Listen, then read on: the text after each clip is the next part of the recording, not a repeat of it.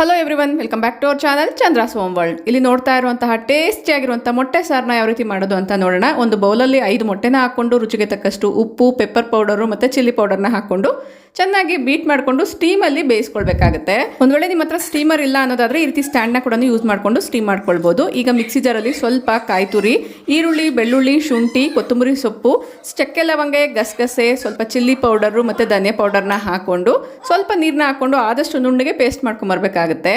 ಈಗ ಸೇಮ್ ಈ ಒಂದು ಕಡಾಯಿಯಲ್ಲಿ ನಾವು ಸ್ಟೀಮ್ ಮಾಡೋಕ್ಕೆ ಏನಿಟ್ಟಿದ್ವಿ, ಈಗ ಚೆನ್ನಾಗಿ ಫ್ಲಫಿಯಾಗಿ ಮೊಟ್ಟೆ ಅನ್ನೋದು ಸ್ಟೀಮ್ ಆಗಿದೆ.